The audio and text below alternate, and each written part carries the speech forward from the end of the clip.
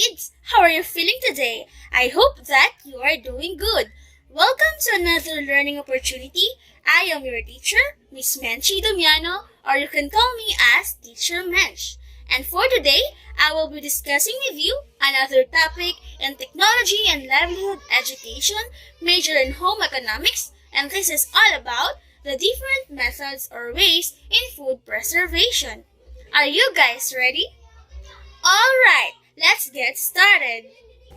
But before that, let us know first the objective of today's discussion. At the end of the lesson, you are expected to first, understand the reasons in preserving food. Second, recite all the different methods or ways in food preservation. And third, identify the differences of each method in food preservation. I have here an activity for you to answer. And all you have to do is you have to choose the best and the correct answer for every question. The purpose of this activity is to assess your prior knowledge about the lesson. And each question is timed for only 5 seconds, so you have to answer very quick. Are you guys ready? Let's start! First question. How can we prolong the shelf life of food? A. By preserving.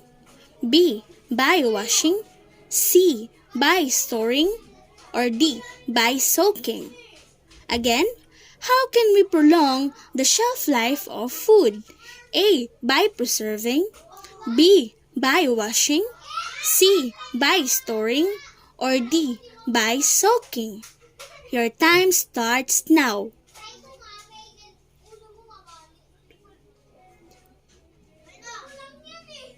And the answer is A. By preserving.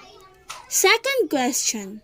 Food preservation is the process of preserving food for a long period of time, which can help avoid blank.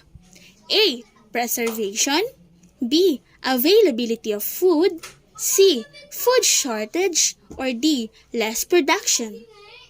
Again, food preservation is the process of preserving food for a long period of time, which can help to avoid blank. A. Preservation. B. Availability of food. C. Food shortage. Or D. Less production. Your time starts now.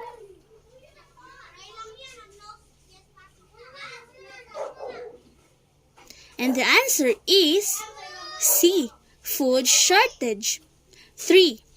Which preservation method is used to make tapa, tinapa, and longanisa? A. Drying. B. Smoking. C. Canning. Or D. Salting. Again, which preservation method is used to make tapa, tinapa, and longanisa? A. Drying. B. Smoking. C. Canning. Or D. Salting. Your time starts now.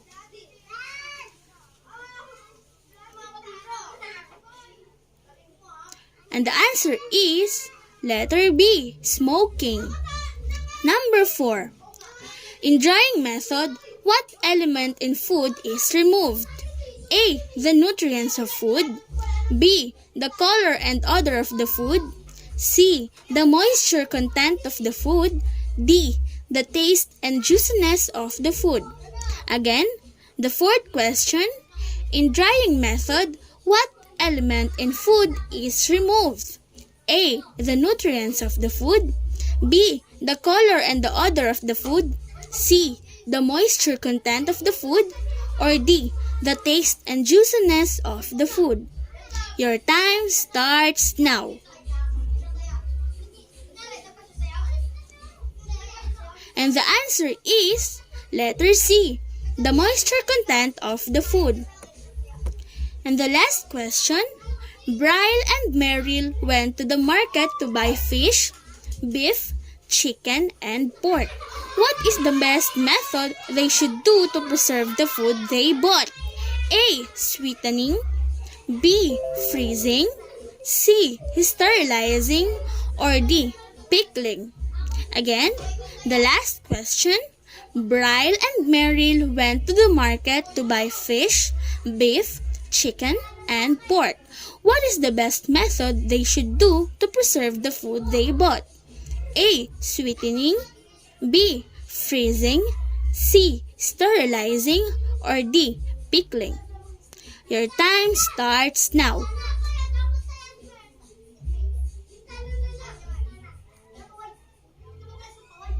And the answer is letter B, freezing.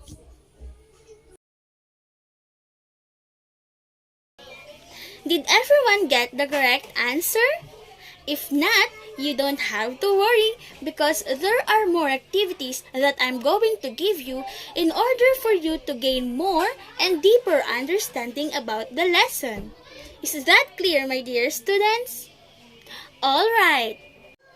Food preservation is the process of preparing food for the future consumption by preventing its spoilage. Food preservation is the answer to the problem of inadequate food supply as well as the need for nutritious and palatable meals for the family. The goal of food preservation is the prevention of spoilage. Delay in the use of fresh foods alters its freshness, taste, and nutritive value. Spoiled food becomes unfit for use. Correct food preservation techniques can prevent spoilage and retain the nutritive value, natural color, and texture of the food. It is also very important to maintain the food sanitation. In today's lesson, we will know about this following question. First, what are the food that can be preserved? Second, do you have any idea of how these food are being prepared? And third, what are the different methods of food preservation you already know?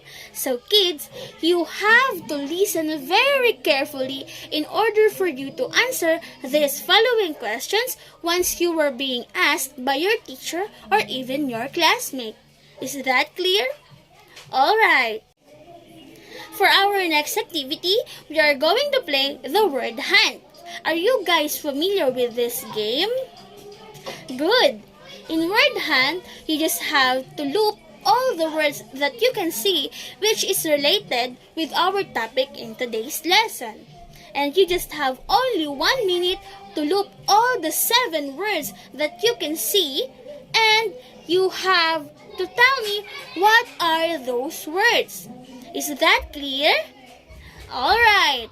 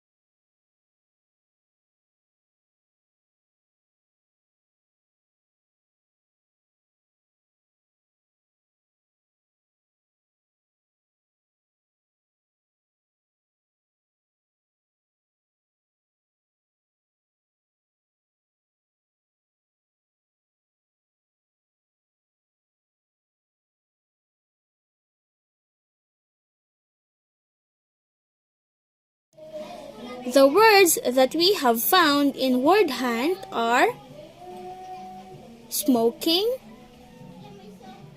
sterilization, pickling, salting, curing, and refrigeration. Very good. That's it. I can say that you are good in word hunting. There are 10 most common methods in preserving food. The first one is drying. Food drying is one of the oldest methods of preserving food. Drying food is simple, safe, and easy to learn. It is the easiest and the most common method of food preservation. The moisture content of food is removed so it makes the food easy to store and carry and requiring no refrigeration, which makes dried foods ideal for domestic use as well as for use in the rough outdoors. Moreover, dried foods are good sources of quick energy and wholesome nutrition, since the only thing lost during preservation is the moisture. The next method is salting. Salting is a method of preserving food that was more common before modern refrigeration. Salting preserves food by drawing water out of the food, preventing bacteria from growing and spoiling the food. Salt is applied to the food to be preserved like meat, fishes, shrimps, fruits, and eggs.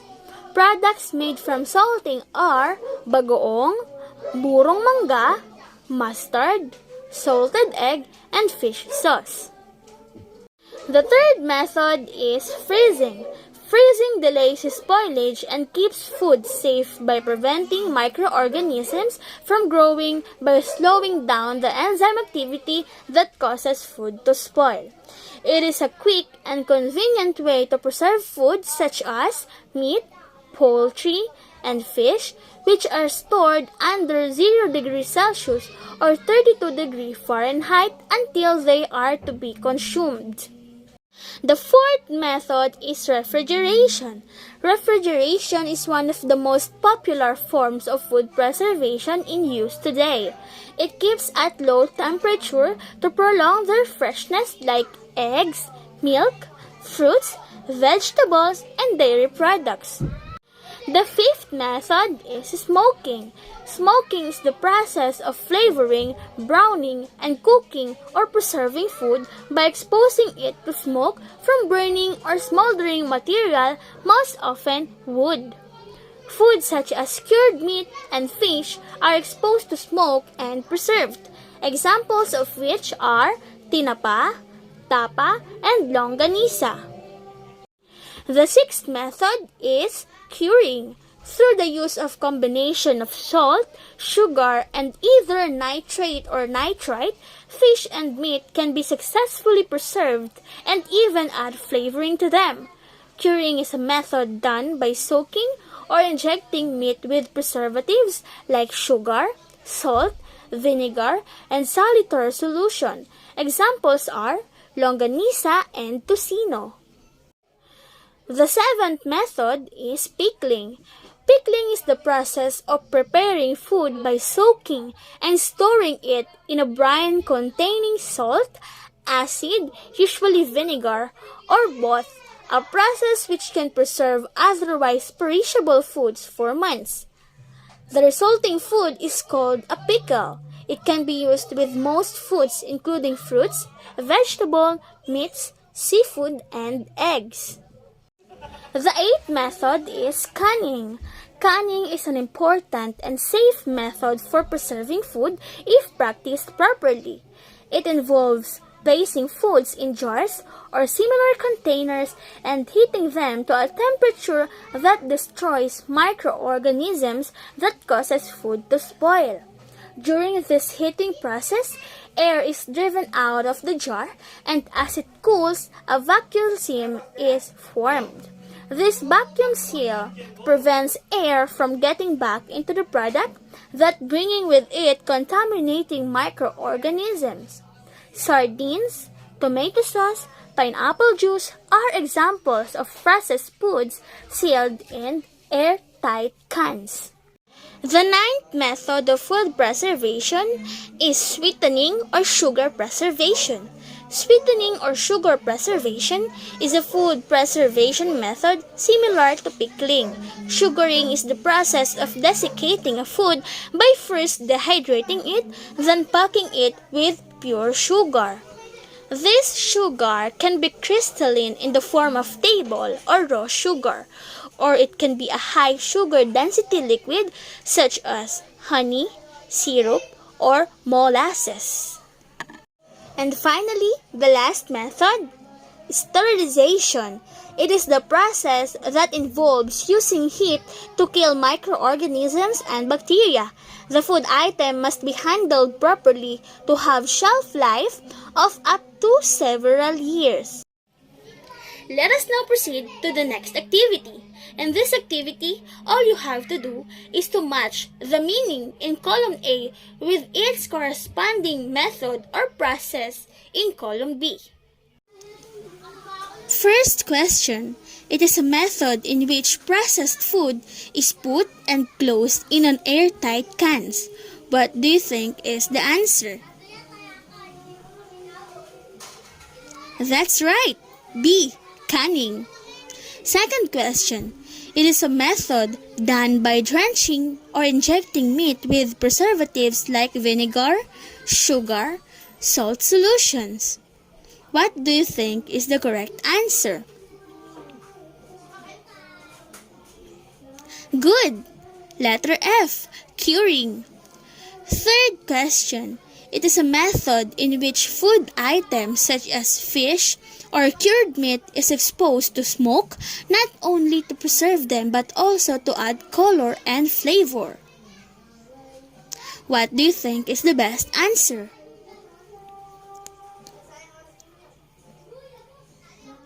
Very good. Letter G. Smoking. Number 4. This process of food preservation is done by applying salt in the food. What do you think is the correct answer?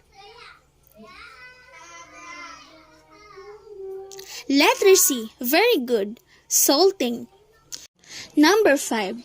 This is a fast and easiest way to preserve food such as meat, poultry, and fish, which are kept in the freezer until they are consumed. What do you think is the answer?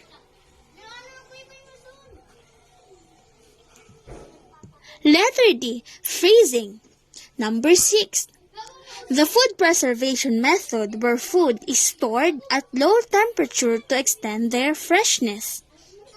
What do you think is the answer?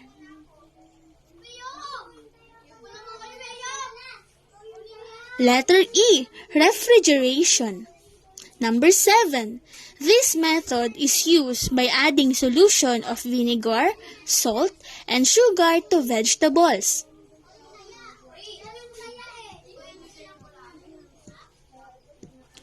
Letter J. Pickling. Number 8. This method of food preservation is used to preserve fruits like jelly and jam. What do you think is the answer? Very good. I. Sweetening. Number 9. It is a process that involves using heat kill microorganisms and bacteria after the food item must be stored properly to have shelf life of up to several years. What do you think is the answer?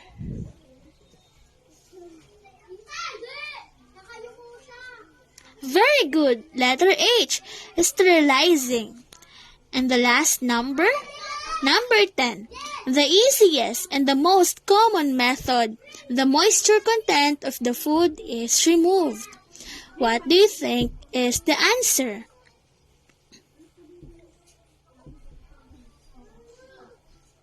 Letter A. Drying. Very good.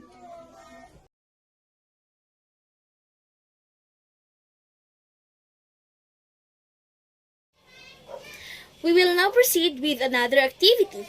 All you have to do is to read each sentences carefully and fill the blank with the correct answer from the box. Let's start! Number 1. It is the process that involves using heat to kill microorganisms and bacteria. It is called blank.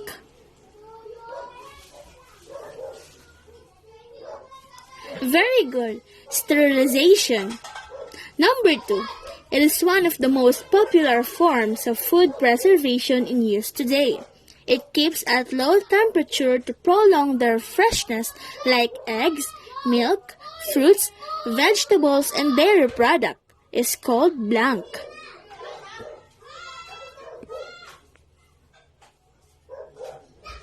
Very good. Refrigeration. Number 3.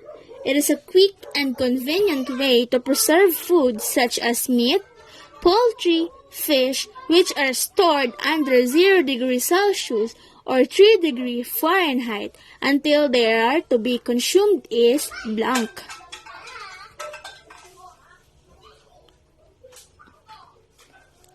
Freezing. Very good. Number 4. An important and safe method for preserving food if practiced properly. It involves placing foods in jars or similar containers and heating them to a temperature that destroys microorganisms that causes food to spoil.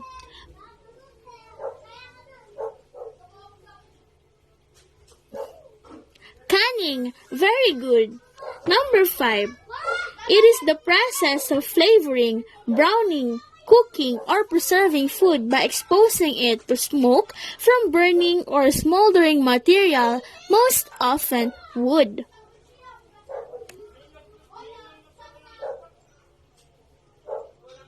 And the correct answer is smoking. Number 6. It preserves food by drawing water out of the food, preventing bacteria from growing and spoiling the food. Salt is applied to the food to be preserved like meat, fishes, shrimps, fruits, and eggs. And the correct answer is salting. Number 7. The process of food preservation, which removes the moisture content of the food. Very good. Drying. Number 8. It is a method done through the use of combination of salt, sugar, either nitrate or nitrite, which fish and meat can be successfully preserved and even add flavoring to them. Very good. Curing. Number 9. It is the process of preparing food by soaking and storing it in a brine containing salt, acid, usually vinegar. What do you think is the correct answer? Pickling. Very good. And the last number, it is the method of food preservation which is similar to pickling. Examples are jam and jelly. What do you think is the best answer? Sweetening. Very good. Very good, class. It seems like you are now getting more familiar about the different methods of food preservation. And now, to assess what you have learned in today's lesson, can I ask you to please complete the 3 following sentences that I'm going to show you. Take note that this will serve as your review. First sentence. The process of transformation of raw ingredients into food by means of physical or chemical ways is called blank.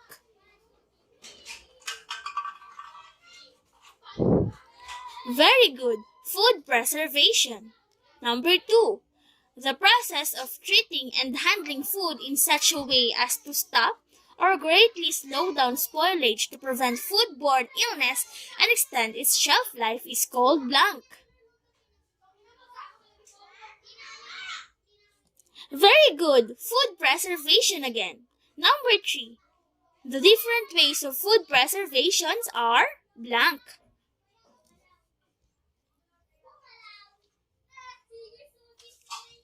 Very good. The answers are salting, drying, freezing, curing, canning, refrigerating, sweetening, sterilizing, pickling, and smoking. And those are the 10 different ways of food preservation that we have discussed today.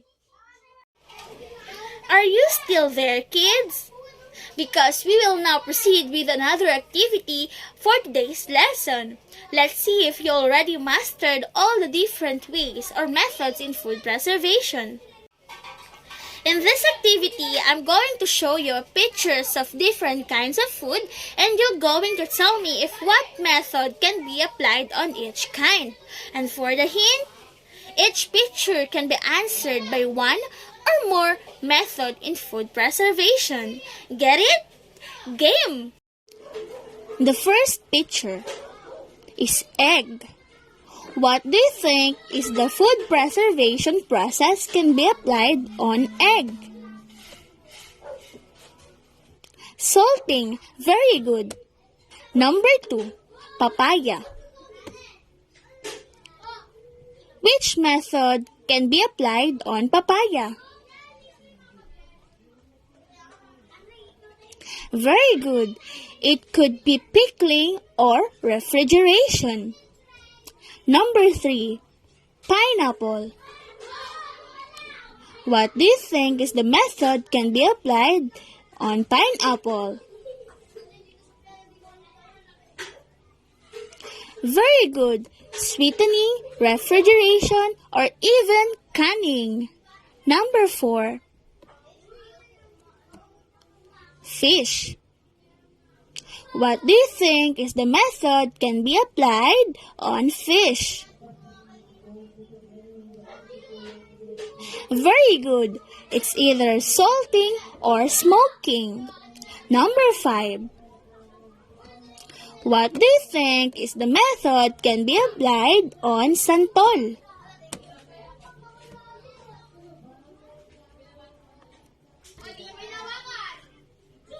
Very good. Pickling. Number 6. Strawberry. What do you think is the process of food preservation can be applied on strawberry? Very good. Sweetening. Number 7. Pickle. What do you think is the process can be applied on pickle? Very good. Pickling.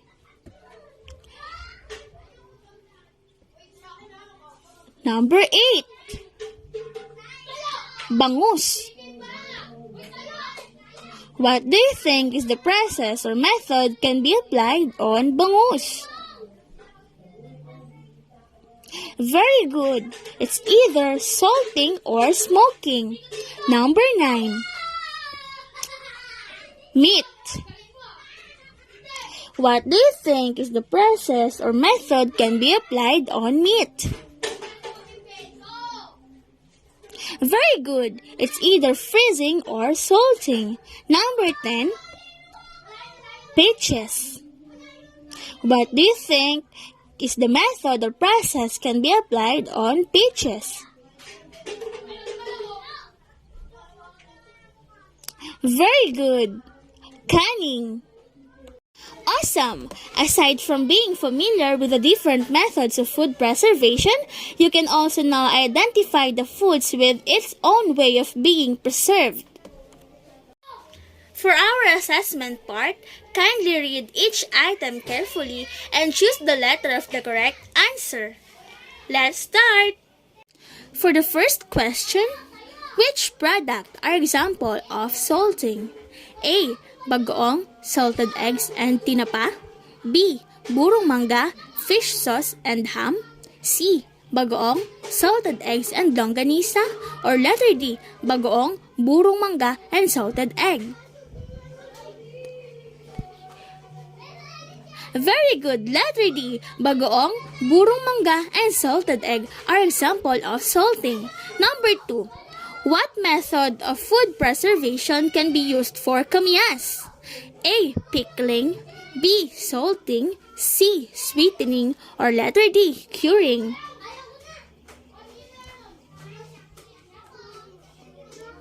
Letter A. Pickling. Number 3. How can we prolong the shelf life of food? Letter A. By preserving. B. By washing. C. By storing. Or D. By soaking. Very good. Letter A, by preserving. Number 4. What are the ingredients to make a brine solution? A. Salt and pepper. B. Vinegar and salt. C. Vinegar and soy sauce. Or letter D. Soy sauce and pepper. Very good. Letter B. Vinegar and salt. Number 5. Food preservation is the process of preserving food for a long period of time which can help to avoid blank. A. Preservation. B. Availability of food. C. Food shortage. Or D. Less production. Very good. Letter C. Food shortage. Number 6. Aling, Kesing, and John went to the market to buy fish, beef, chicken, and pork. What is the best method they should do to preserve the food they bought? A. Sweetening. B. Freezing. C. Sterilizing. Or D. Pickling. Very good. By freezing. Letter B. Number 7. Which preservation method is used to make tapa, tinapa, and longganisa? A. Drying. B. Smoking. C. Canning. Or D. Salting.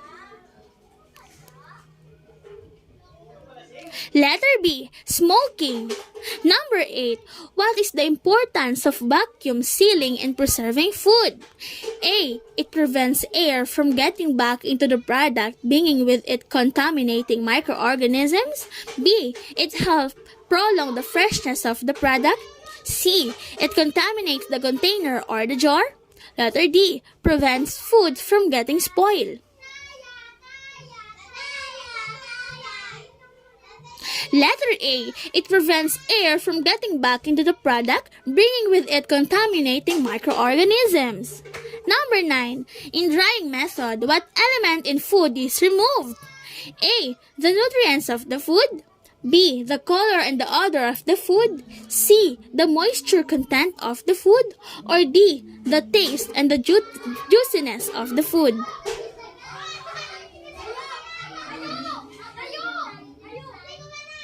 Very good. Letter C. The moisture content of the food. Number 10. What do you call the method of preservation which you set the temperature to 0 degrees Celsius or 32 degrees Fahrenheit? A. Drying. B. Salting. C. Freezing. Or D. Smoking. Very good. Letter C. Freezing. Excellent, everyone. Seems all of you got a perfect score again. Finally, we will now take the final activity because I know that your knowledge is already enough to take this last activity. This is just easy for you kids. The direction for this activity is you have to study the chart below. Put a check mark on the column that corresponds with the given process. Are you guys ready? Let's start! The first item or food to study is guava jelly.